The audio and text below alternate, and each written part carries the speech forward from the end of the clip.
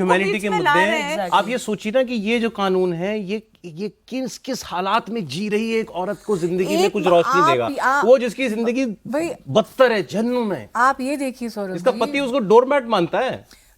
पिछले इतने सालों से क्या था, हर मुसलमान बहन हमारी इस खौफ में जीती थी कि एक छोटी सी बात हो जाए, मेरे शौहर ने तलाक तलाक तलाक कह दिया, उसका पूरा जीवन बिखर गया उस पल भर में।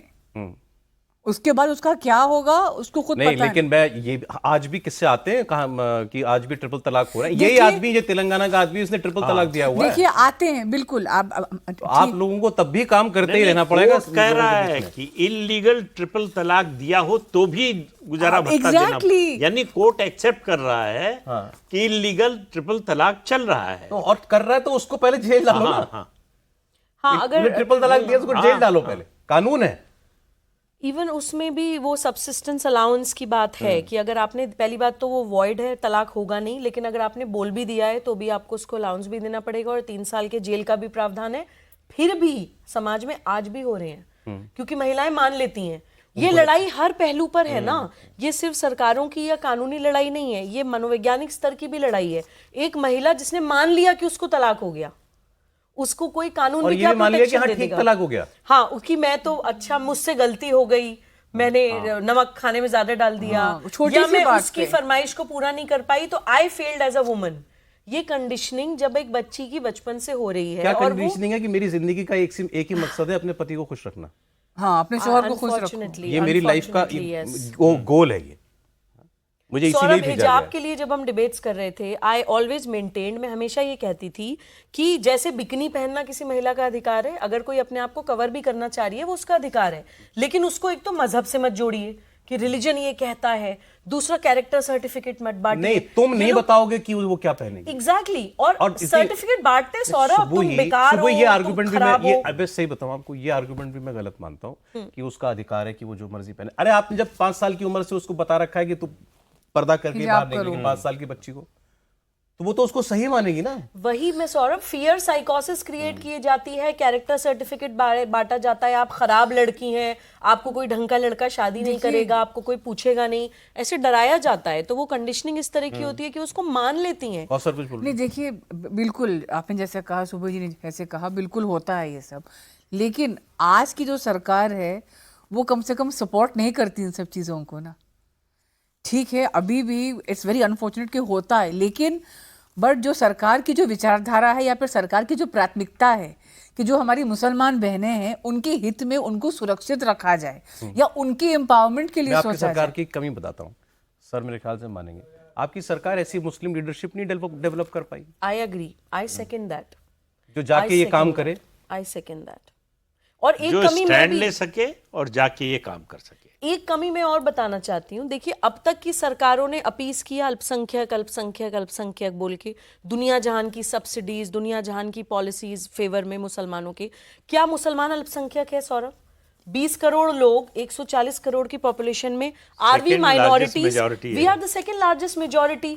तो मैं सरकार की सबसे बड़ी गलती मानती हूँ, अल्पसंख्यक बोलना बंद करिए।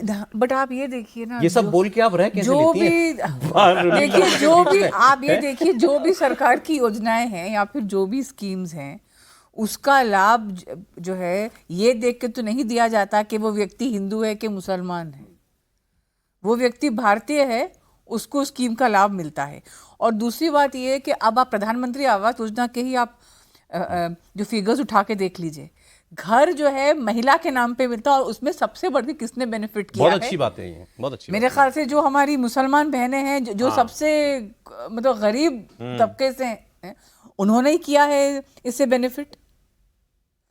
सही बात है। मैं तो ये कहता हूँ यार, किसी को बेनिफिट मिल गया, मत करो किसी को वोट या उस सरकार को कुछ दे दिया, अपने भले के लिए, अपनी बेहतर जिंदगी के लिए। लेकिन सीधी सी बात है, जो विक्टिम है जब तक वो नहीं खड़ा होगा, अगर आप अपना साथ देने को तैयार नहीं है तो हम आपका साथ। सर, फाइनल वर्ड आपका कम्युनिटी के लिए, सरकार के लिए, क्या जरूरत है आज की?